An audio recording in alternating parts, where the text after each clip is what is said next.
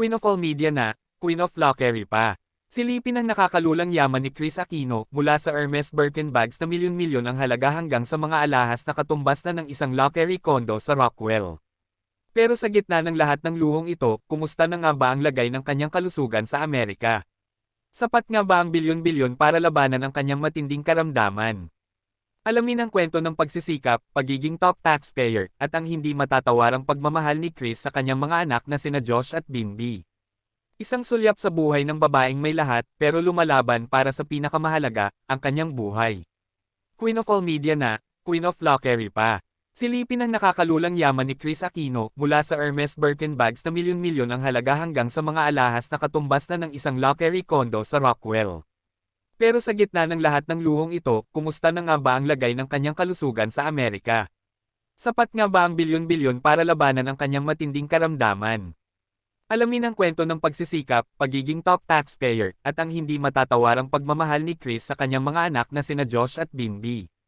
Isang sulyap sa buhay ng babaeng may lahat pero lumalaban para sa pinakamahalaga, ang kanyang buhay. Queen of all media na, Queen of Lockery pa. Silipin ang nakakalulang yaman ni Chris Aquino mula sa Hermes Birkin bags na milyon-milyon ang halaga hanggang sa mga alahas na katumbas na ng isang Lockery condo sa Rockwell. Pero sa gitna ng lahat ng luhong ito, kumusta na nga ba ang lagay ng kanyang kalusugan sa Amerika? Sapat nga ba ang bilyon-bilyon para labanan ang kanyang matinding karamdaman? Alamin ang kwento ng pagsisikap, pagiging top taxpayer, at ang hindi matatawarang pagmamahal ni Chris sa kanyang mga anak na sina Josh at Bimby. Isang sulyap sa buhay ng babaeng may lahat pero lumalaban para sa pinakamahalaga, ang kanyang buhay. Queen of all media na, Queen of Lockery pa.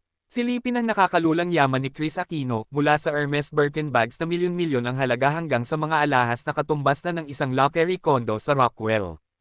Pero sa gitna ng lahat ng luhong ito, kumusta na nga ba ang lagay ng kanyang kalusugan sa Amerika? Sapat nga ba ang bilyon-bilyon para labanan ang kanyang matinding karamdaman? Alamin ang kwento ng pagsisikap, pagiging top taxpayer, at ang hindi matatawarang pagmamahal ni Chris sa kanyang mga anak na sina Josh at Bimby.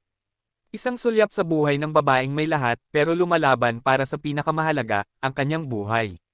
Queen of all media na, Queen of Lockery pa. Silipin ang nakakalulang yaman ni Chris Aquino mula sa Hermes Birkin bags na milyon-milyon ang halaga hanggang sa mga alahas na katumbas na ng isang Lockery condo sa Rockwell.